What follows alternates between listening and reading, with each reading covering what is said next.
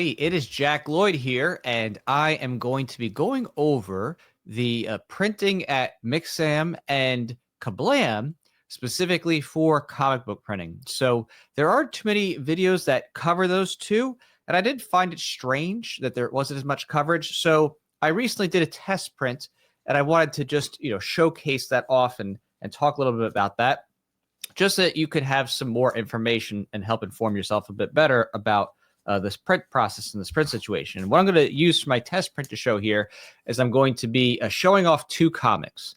So these two comics are the same, comic in terms of the interior stuff, but it is a different print process for each one. So one here is from Ka-Blam, and so that's this one right here, and the other here is from Mixam or Mixam, whatever it is. So I'm going to talk a little bit about that, just the process and the quality and my thoughts. So when it comes to, I'll do mix that first because they're kind of a newer one I just did. I ended up printing out this comic with a 100-pound gloss cover. So it's got the UV gloss.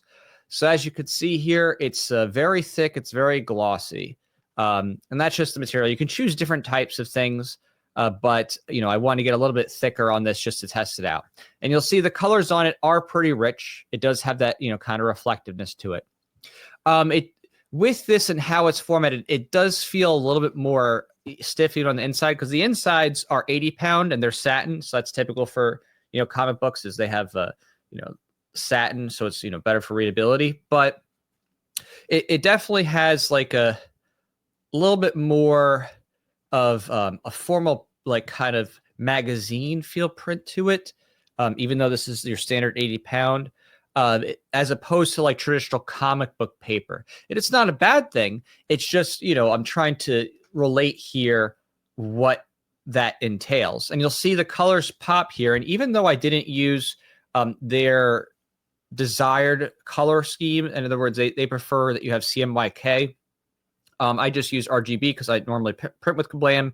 The colors did translate pretty well, and they pop. So overall, in terms of the quality of the print and the durability, it seems pretty solid. Now, I will say that they just shipped me a comic, and it was just a single one, and it came with some marks on it, unfortunately. And the package itself wasn't damaged. So I messaged them, and we'll see what they do about that. I'm not sure, if they'll do a reprint or refund or this, that. I would just prefer a reprint if they could do it. But that was kind of a concern. It doesn't mean that it doesn't happen with other printers, because certainly things can get bent. But this is a bit not good. If you're just doing one comic and I had to spend like $41 for that. You expect it to come protected enough that it won't get bent, or just that it's not bent at all. So I was a little surprised about that, a little disappointed, because these are significant. This is not like a little bit of a bend. That's pretty significant. So I don't know whether that's a norm for Mixam, that maybe I just was unlucky.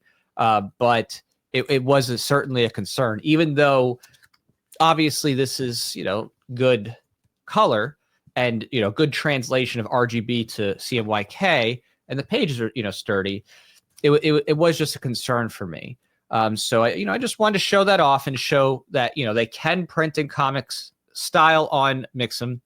It's not, to me, as traditional in terms of the feel of a comic book, but it certainly is doable, and it certainly, is legitimate. So what's kind of unique too about them, and I'll present this here, is that they do custom sizes.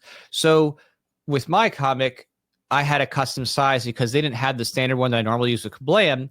So I was just, testing and seeing, just out of curiosity. But you could actually have them do a custom size. So that's kind of special. That's not something you can do with every printer. So you can have a custom size comic book with it.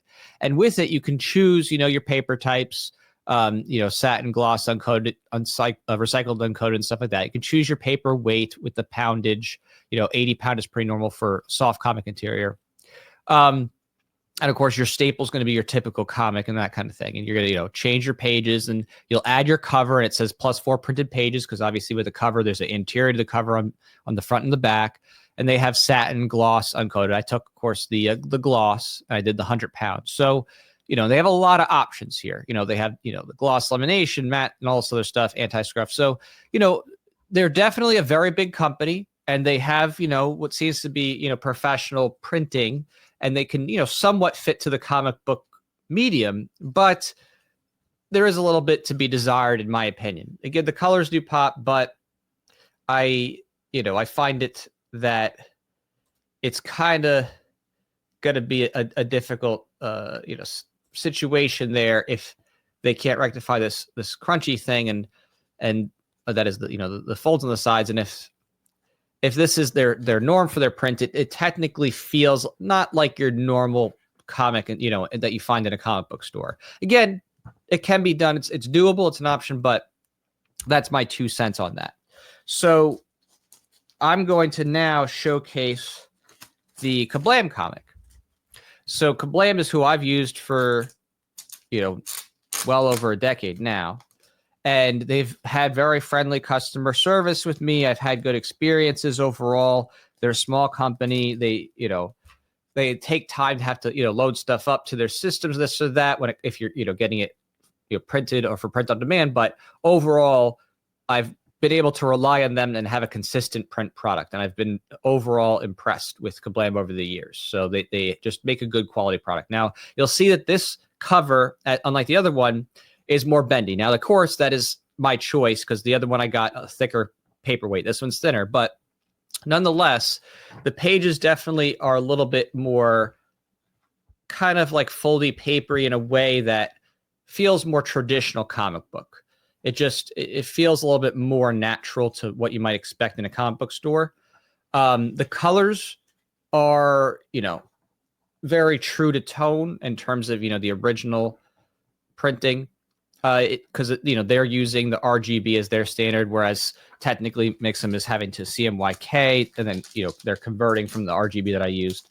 So again, there could be differences there, but it's not a big deal to me, because the color pop that they have in the translation to me was as absolutely no problem. And I'm going to show here, just as a good example page. Let me see if I could put these side by side. There we go. So you can kind of see these. I'm going to get this more centered. There we go. Get that more centered for you. So you can see a little bit of those differences here. So this one that is up front, that is the Mixam printing. It's translated from the RGB. It's a little bit richer in the color, whereas Ka-Blam's is a little bit less richer. And again, that could just be a part of that conversion process, but it is just a thought. For me, I like how Ka-Blam's looks. It looks, true to the tone I was looking for. I also like the richness of the other one, with Mixam, but this seems to, translate pretty well in terms of expectations, in terms of the color dynamic. So, Ka-Blam overall, they have that very traditional comic book feel. I mean, that is their specialty, whereas Mixam is a general printer. So Ka-Blam, is a little bit more focused on that traditional comic style. So let me just switch this over here. I'm going to show you Ka-Blam's page. Oh, let me present 1 second.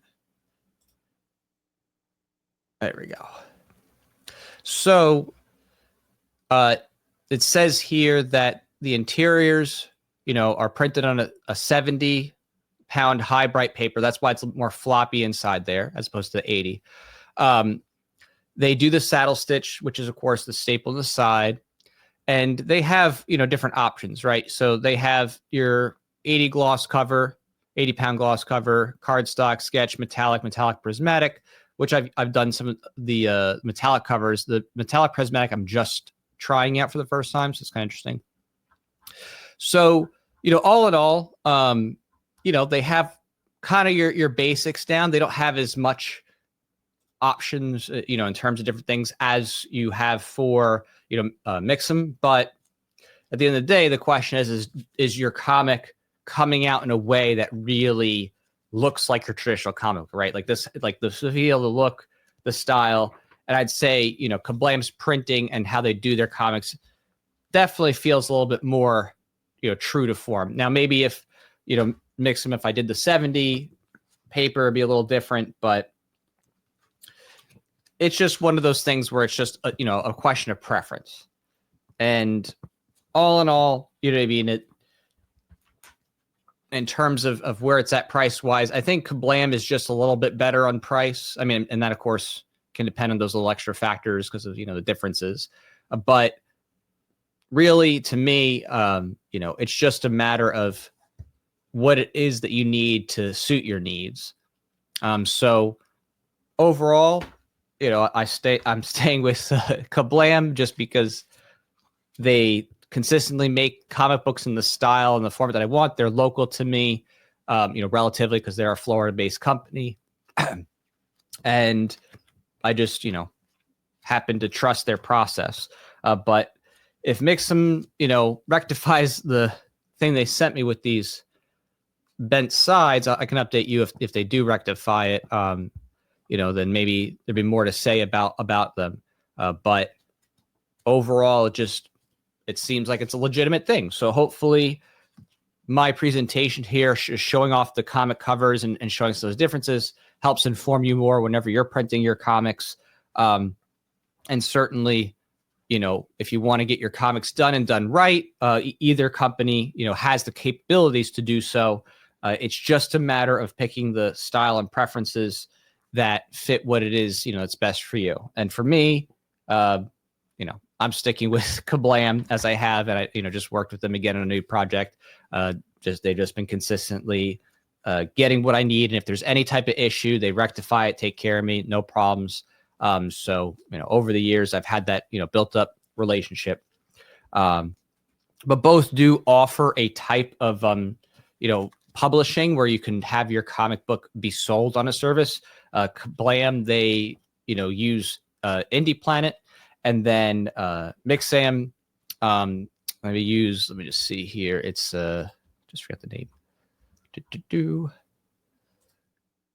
PrintLink. And my comic for Mixam didn't get immediately approved either for being able to be readily available for sale, which is weird. So I don't know. I'm gonna have to work that out with them and see if they even would sell it print on demand. But it would, for me, it was just like a curiosity just to see what they do and could do. And having tested out that curiosity, I'm satisfied, and I'm definitely staying with Ka-Blam. But it's an interesting thing. It's just interesting to see, how that comes out when you test out different printers. So again, this is the Mixam, and it's got a little bit richer tonality in their conversion. This is the Ka-Blam. It's got a little bit more color normed to how it originally looked, but I wouldn't be unhappy necessarily with either, just on the raw colors or anything like that. So, all right, hopefully that helps your guys' food for thought, and good luck printing your comics. It's a wild time where you can pretty much print anything you want on demand, and even sell things print on demand. So it's really awesome to have that. And I'm very thankful for Ka-Blam and Indie Planet, and them being able to offer it out in the market. So take care, everybody.